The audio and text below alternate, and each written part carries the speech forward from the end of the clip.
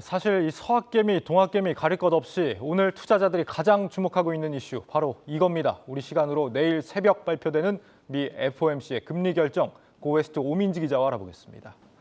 오 기자, 내일 FOMC 발표가 몇 시 정도죠, 정확히? 정확하게 말하자면 이 새벽 3시 정도쯤으로 예상하시면 되겠습니다. 예. 이 불과 몇 시간이 안 남은 건데요. 지난 미국 소비자 물가지수 발표 이후에 인플레이션 피크아웃 기대감이 잦아들면서 FOMC 회의에 대한 이 시장의 이목이 쏠렸습니다. 잠시 뒤 발표될 FOMC 회의 결과에 대해서 어떤 부분을 주목해야 할지 함께 정리해 보겠습니다. 네, 좋습니다. 관전 포인트 한번 짚어보죠. 첫 번째 어떤 겁니까? 네, 첫 번째 포인트는 연준은 양치기 소년입니다. 양치기 소년이요. 무슨 말 할지 대충 짐작이 되는데요. 네. 네, 그렇습니다. 이 지난해만 해도 연준은 이 인플레이션이 일시적일 것이다라고 말하면서 금리 인상 계획이 없다고 말하지 않았습니까? 하지만 이 상황이 점차 심각해지자 매파적인 모습으로 연준이 돌변했던 건데요.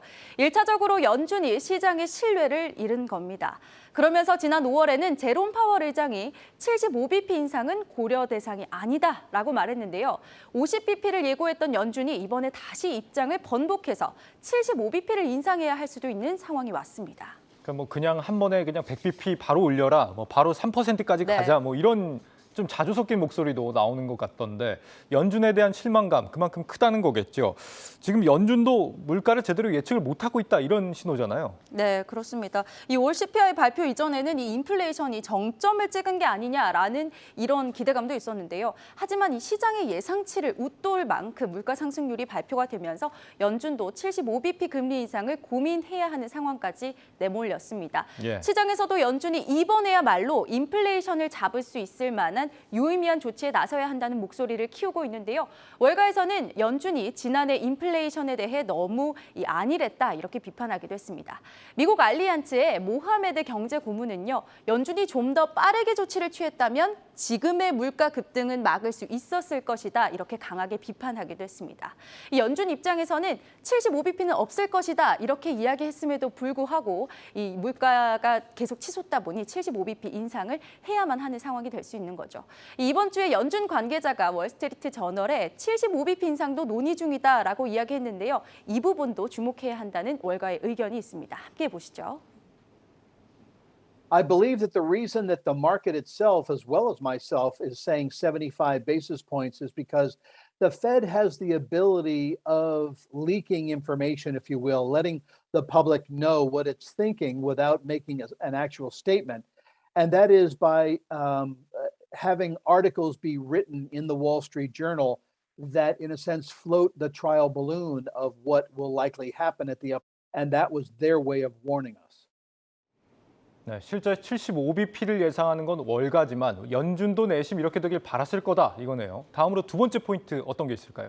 네, 두 번째 포인트는 연준의 인플레 진단입니다. 예. 연준이 시장 상황을 어떻게 보고 있는지가 중요하다는 건데요. 여기서 핵심 포인트는 인플레이션과 고용입니다. 지난 3월에 이제 물가 전망치를 한번 상향 조정을 했는데 네. 이번에도 올릴 수 있다 이건가요? 네, 맞습니다. 지금 현재 이 인플레이션 진행 상황은 여전히 시장에 압박을 주고 있기 때문에 시장은 연준의 전망치도 상향 조정될 것이다라는 시각을 내비치고 있습니다. 최근 OECD는 올해 38개 회원국의 평균 물가 상승률이 8.8%에 달할 것이라고 예측을 했는데요. 작년 12월에 제시했던 4.4%보다 이 2배 가까이 뛴 겁니다. 예. 이렇다 보니 독일의 도이치방크는 연준이 6월 전망에서 인플레이션 전망치를 5.6%까지 올릴 것이다라고 예상했습니다. 이후 내년 말에는 3%, 2024년 말에는 2.3%로 둔화할 것이다. 이런 시나리오를 제시했습니다. 네, 이 연준에는 우리 한국은행과는 다르게 물가 안정 외에 이제 완전 고용이라는 책무도 지금 연준은 갖고 있잖아요. 근데 지금은 이제 고용에 대한 걱정은 별로 안 하는 것처럼 보여요. 네, 그렇습니다. 과거에는 이 고용 지표를 언급하면서 이 완전 고용도 중요하다, 즉 연착륙에 대한 의지를 강하게 보여왔는데요. 이 최근에는 완전 고용이라 할 수 있을 만큼 실업률을 낮게 유지하지 못하더라도 이 인플레이션을 통제하겠다는 의지를 비치고 있습니다. 이 삐걱김이 다소 있더라도 고용보다 인플레이션을 잡겠다는 건데요.